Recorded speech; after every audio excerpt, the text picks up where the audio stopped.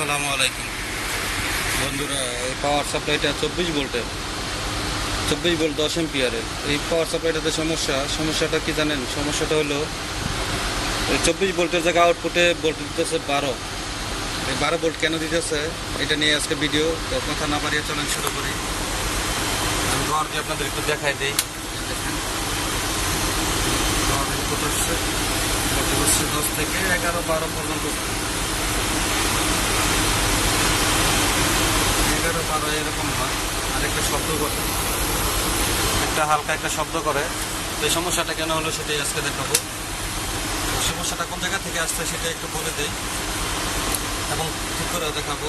সমস্যাটা হলো আমি চেক করার পরে এই যে DL494 ICর পাশে দুইটা 18-15 ট্রানজিস্টার আছে, এর পাশে দুইটা জেনারেটর, এই দুইটা জেনারেটর আমি চেক করে খারাপ পাইছি। এখন এই দুইটা চেঞ্জ করবো, চেঞ্জ করার পরে যদি আরও কোনো জায়গায় সমস্যা থাকে সেটাও দেখবো। তো চলেন শুরু করি। তো দেখেন আমি যে দুইটা ডায়োড বললাম, যে দুইটা জেনো ডায়োড বললাম, এই দুইটা জেনো ডায়োড চেক করি। আমি মিটারে ডায়োড রেঞ্জে রাখছি। দেখেন 0.008 দেখাচ্ছে। তো এইটাও 0.008 দেখাচ্ছে। এই দুইটা খারাপ, আমি এই দুইটা চেঞ্জ করে দিই। চেঞ্জ করে দিয়ে তারপরে অন্য জায়গায় চেক করি। এই দুইটা চেঞ্জ করা পর্যন্ত আমি ভিডিওটা ছোট করে বানানোর জন্য আটকে রাখি। তো বন্ধুরা দেখেন আমার হাতে একটা জেনারেটর আছে। তো আমি জেনারেটরটা চেক করে খারাপ পাইছি সার্কিটে লাগানো অবস্থায়।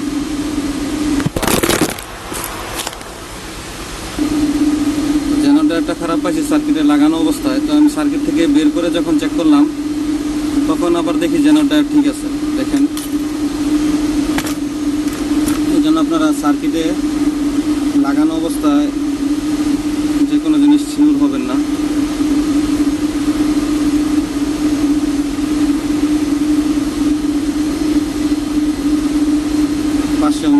ওই সময় রিডিং ছিল 008। আচ্ছা, এখন এটা খোলার পরে আমি যখন 18-15 ট্রানজিস্টার চেক করছি তখন দেখলাম 18-15 ট্রানজিস্টারের শর্ট আছে।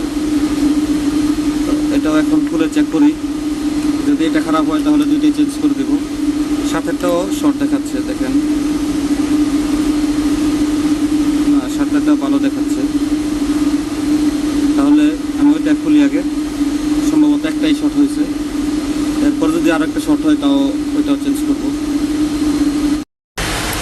দেখেন এই জায়গায় আমি যে জেনারেটরটা খুলছিলাম সেটা লাগাই দিছি।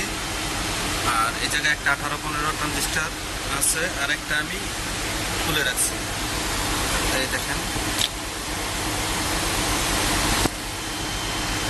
না হওয়ার জন্য দুঃখিত। এই জায়গায় একটা 18-15 আছে আর এই জায়গাটা খুলে ফেলছি। তো এখন এটা খুলছে, এটা শর্ট আছে, আমরা বিয়ে দেখাইতেছি। আর সার্কিটের শর্টও চলে গেছে, সেটাও দেখাইতেছি।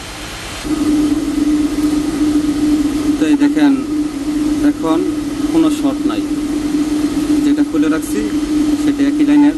এই দেখেন এই জায়গায়ও কোনো শর্ট নাই। তাহলে আমার এই সাইডের সম্পূর্ণ সব লাইন ঠিক আছে। এই জায়গা থেকে জেনারেটর খুলছিলাম, এই জায়গায় এখন শর্ট নাই। তো এই যে 18-15 যে ট্রানজিস্টারটা খুলছিলাম সেটা দেখেন ইমিটার কালেক্টর।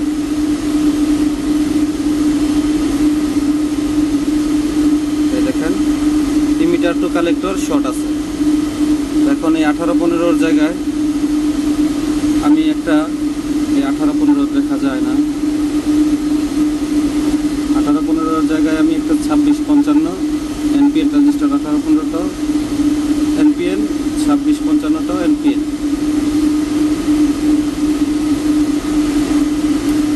এই জায়গায় একটা আমি 26-55 ট্রানজিস্টার লাগাই দিই। এই 18-15 জায়গায় 18-15 আর এটা 26-55। তো 18-15 হলো 1 number pin collector, 2 number pin emitter, 3 number pin base. আর 26-55 হলো 1 number pin emitter, 2 number pin collector. তো আমি এই দুইটা পিন ঘুরাই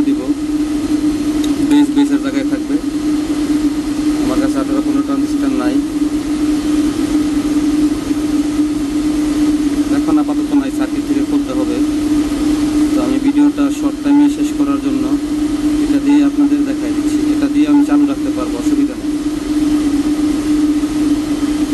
দেখেন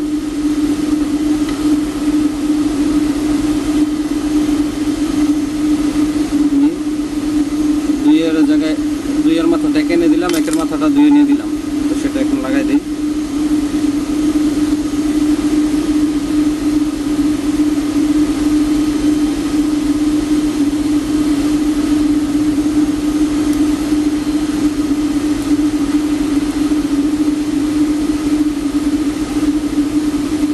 লাগানোর সময় আপনারা খেয়াল করবেন, যদি কোনো দিন লাগান যেন 1 আর 2 শর্ট না হয়ে যায়।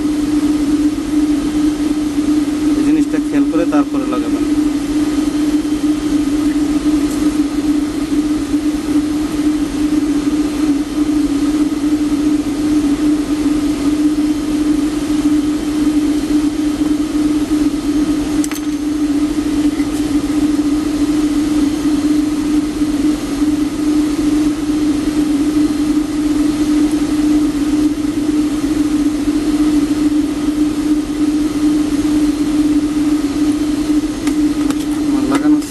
এখন পাওয়ার দিয়ে দেখি ঠিক আছে কিনা।